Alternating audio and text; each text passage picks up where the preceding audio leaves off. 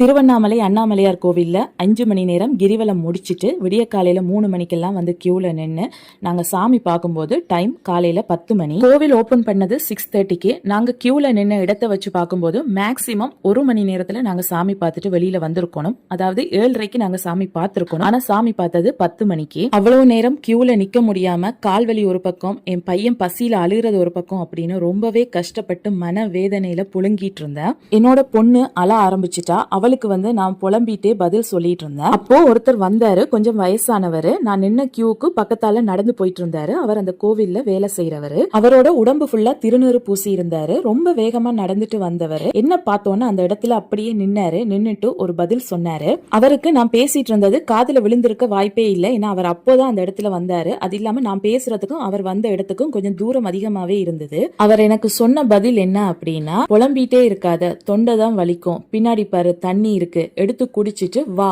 அப்படின்னு சொல்லிட்டு நிக்கவே இல்ல. விறுவிறுன்னு நடந்து போயிட்டே இருந்தாரு. எனக்கு ஒரு நிமிஷம் ஒண்ணுமே புரியல. ஏன்னா நான் மனசுக்குள்ள கடவுளை அவ்வளவு திட்டிட்டு இருந்தேன். இவ்வளவு கஷ்டப்படுத்துறியே அப்படின்னு ரொம்ப மன வேதனையில அழுதுட்டு இருந்தேன். ரொம்ப புலம்பிட்டு இருந்தேன். ஆனா என்னோட புலம்பல் அந்த அண்ணாமலையாருக்கே கேட்டது போல அவர் வந்து இவர் மூலமாக எனக்கு பதில் சொன்ன மாதிரி இருந்தது. இப்படித்தான் நடக்குது, என்ன பண்றது, நானே இதை சகிச்சுட்டு தான் இருக்கேன், நீயும் சகிச்சுட்டு வா அப்படின்னு அவரே பதில் சொன்ன மாதிரி இருந்தது. அதுலயும் அவர் தண்ணி எடுத்து குடிச்சிட்டு வா அப்படின்னு சொன்னது ரொம்பவே ஒரு கனெக்ட் ஆச்சு. கடவுள் நம்மளை வந்து பார்த்துட்டு போ அப்படின்னு சொல்றாரு அப்படின்றது தெரிஞ்சது. இந்த வீடியோ மூலமா நான் சொல்ல வர்றது ஒரே ஒரு விஷயம் தான். கோவிலுக்கு வர்ற மக்களும் சரி, அங்க இருக்க நிர்வாகமும் சரி, கொஞ்சமாவது நேர்மையாகவும் மனசாட்சியோடையும் நடந்துக்கிட்டாங்க அப்படின்னா வர்ற மக்கள் நல்லபடியாக சாமி தரிசனம் பண்ண முடியும்.